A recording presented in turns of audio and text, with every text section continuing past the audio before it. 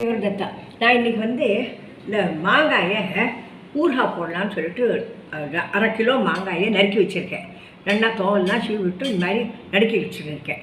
இதில் வந்து இந்த மாங்காய் இதுக்கு இந்த மெந்தியத்தை மாங்காய் கூட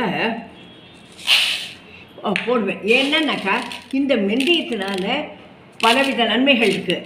என்னன்னாக்கா சர்க்கரை எல்லாம் சரியாக இல்லாத சர்க்கரை ஜாஸ்தியாக இருக்கிறவளுக்கு இதை சாப்பிட்டாக்கா நல்லது. ஊறுகாய் போட்டுக்க மாட்டா வாழலாம். ஆனால் இந்த ஊறுகாயை போட்டுருந்தா ரொம்ப நல்லது. அதனால இதை வந்து இந்த மெந்தியம் நிறையா போடணும். அது போட்டு வச்சுருக்கேன். இது மிளகாப்பொடி, காஷ்மீரி மிர்ச்சி பொடி போட்டிருக்கேன், மஞ்சள் பொடி போட்டிருக்கேன், பெருங்காயம் போட்டிருக்கேன். இப்போ வந்து உப்பு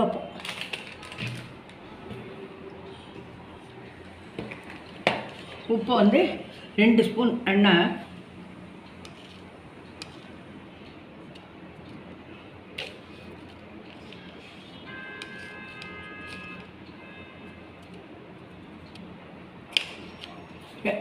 ரெண்டு ஸ்பூன் பூ போட்டிருக்கேன்.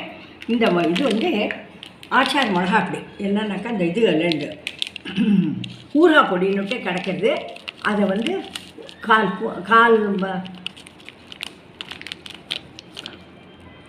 இதால் ஒன்று போடுறோம்.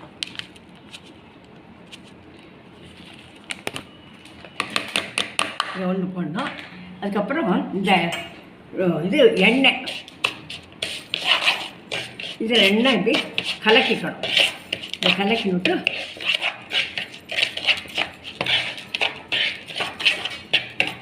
அதுக்கப்புறம் இந்த மாங்காய் எடுத்து இது உள்ள போடணும்.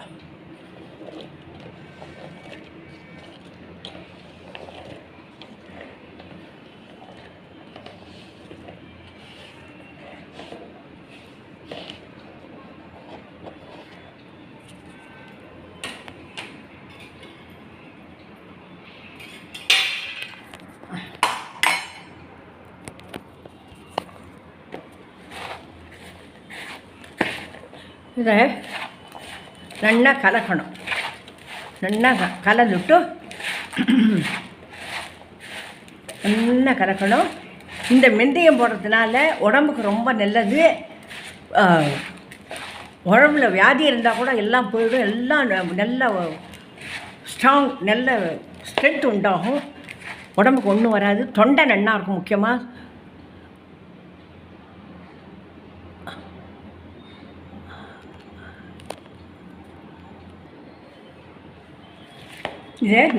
இதை மிக்ஸ் பண்ணி வச்சுருக்கேன். இதை நல்லா அமுக்கி வச்சுட்டாக்கா அது நல்லா ஊறிக்கும். 3 நாளைக்கு அப்படியே மூடி வச்சுடணும். 3 நாளைக்கு மூடி வச்சுட்டு அதுக்கப்புறம் 3 நாள் கழித்து அதை எடுத்து அந்த எண்ணெய் ஜெயகுணத்தை இந்த ஊறுகாய் பண்ணி காட்டினேன் உங்களுக்கு. இந்த மெந்தியத்தெல்லாம் போட்டு இப்போ வந்து இந்த எண்ணெய் ஊற்ற போகிறேன். இந்த எண்ணெய் ஊற்றி மெந்தியம் நல்லா ஊறி போயிடுத்து. ரொம்ப ஒஸ்தியாக ஊறி போயிடுத்து. இதை வந்து சாதாரணமாக நம்மளுக்கெல்லாம் இந்த மெந்தியம் போட்டு ஊறுகாய் போட தெரியாது. முழு மெந்தியத்தை போட்டு ஊறுகாய் போட தெரியாது. இதை வந்து குஜராத்திக்காரா நான் ரொம்ப நல்லா பண்ணுவாள். அந்த மெந்தியத்தை சாப்பிட்டு பாருங்க, ரொம்ப வசதியாக இருக்கும். அவ்வளோ நல்லா இருக்கும். அது கசக்கவே கசக்காது. ரொம்ப நல்லா இருக்கும்.